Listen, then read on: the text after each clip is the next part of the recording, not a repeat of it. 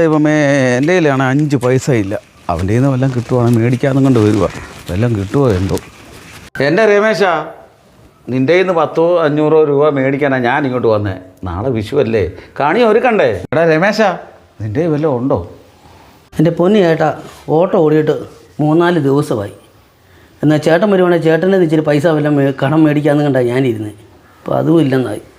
ചേട്ടാ, അടുത്ത ആഴ്ചത്തേക്ക് രൂപ കിട്ടത്തുള്ളെന്നാണ് പറയുന്നത് അയൽക്കൂട്ടംകാർ. ഈ ആഴ്ച കിട്ടുമെന്ന് ഓർത്തുകൊണ്ടിരിക്കുമായിരുന്നു. എന്ത് ചെയ്യാനാ, കണി ഒരുക്കാനും ഇനിയും പറ്റത്തില്ല. എൻ്റെ ദൈവമേ, ഇവനോട് 10 രൂപ മേടിക്കാനായിട്ടാ ഞാൻ ഇങ്ങോട്ട് വന്നത്. ഇതിപ്പോൾ ചേട്ടയെന്ന് മദളത്തോട് പറഞ്ഞ അവസ്ഥയായി. എൻ്റെ പൊന്നു ചേട്ടാ, എൻ്റെ കയ്യിൽ ഒരു മാർഗ്ഗമില്ല. ചേട്ടൻ വേറെ എന്തെങ്കിലും പോയി നോക്കുന്നതാവും ചേട്ടന് നല്ലത്. എന്നാൽ പിന്നെ ഞാൻ അങ്ങോട്ട് ഇറങ്ങോടാവും. എൻ്റെ കൃഷ്ണ, വണ്ടിക്ക് ഓട്ടോ ഒന്നും ഇല്ലായിരുന്നു, ഓട്ടോ ഒക്കെ കുറവായിരുന്നു. അതുകൊണ്ട് ഒരു കൃഷ്ണ വിഗ്രഹം പോലും മേടിക്കാൻ എനിക്ക് പറ്റിയില്ല. നാളെ വിഷുവാണ്, അതിനുള്ള മാർഗ്ഗമൊക്കെ നമുക്ക് കാണിച്ചു തരണേ. കൃഷ്ണ തോളണേ. അമ്മ, അപ്പ നമുക്ക് കിടക്കാം. ശരിയാ, കൊച്ചു പറഞ്ഞത് ശരിയാ. നമുക്ക് നാളെ വിഷു ആഘോഷിക്കാനുള്ള എന്തെങ്കിലും ഒരു മാർഗം ഭഗവാൻ കൃഷ്ണൻ കാണിച്ചു തരും. ലൈറ്റ് ഓഫ് ആക്ക്, കിടക്കാം. അപ്പുറം പോയി കിടക്കാം. പോ. നല്ലൊരു വിഷു ആയിക്കൊണ്ട് കണി ഒരുക്കാനും ഒന്നിനും സാധിച്ചില്ല. കൃഷ്ണ ഭഗവാനെ, ഞങ്ങളോട് ക്ഷമിക്കണേ. അണ്ണാ, അണ്ണാ, ഓടിവാ മോനെ, അച്ചു ഓടിവാ, ഓടിവാ.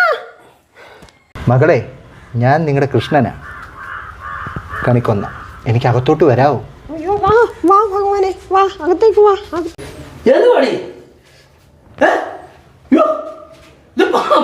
കൃഷ്ണോ, ഇത് കൊള്ളാമല്ലോ.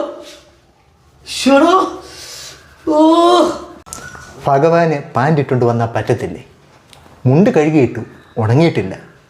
അപ്പോഴാണ് നിങ്ങളുടെ വിളി ഞാൻ കേട്ടത്. എനിക്ക് ഇങ്ങോട്ട് ഇരിക്കാവോ?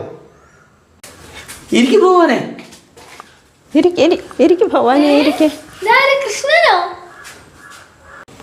അതേ മകളെ, വാ, വന്ന് ഇവിടോട്ട് ഇരുന്നാലും നിങ്ങൾ വരൂ.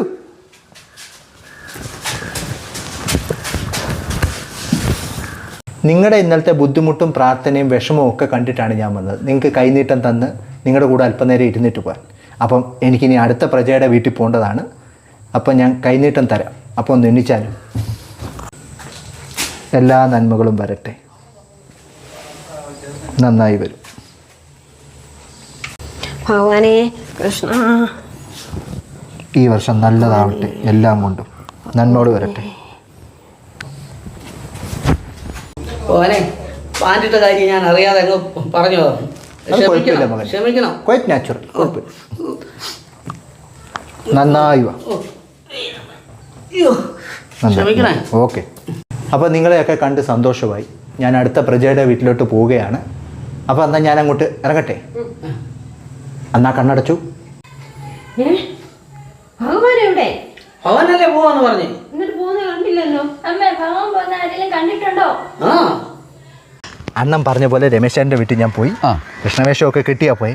അവർ ഞാൻ കൃഷ്ണനാണെന്നാണ് വിചാരിച്ചേക്കുന്നത്. കൈനീട്ടമൊക്കെ കൊടുത്ത് നല്ലപോലെ ഒന്ന് സന്തോഷിപ്പിച്ചു. അതല്ലേ അണ്ണനും ഉദ്ദേശിച്ചേ? ഞാനും അതാ ഉദ്ദേശിച്ചത്. ആണല്ലോ.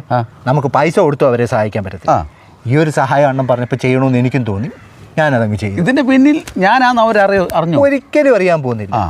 അപ്പം അണ്ണാ, ഹാപ്പി ഹാപ്പി വിഷു.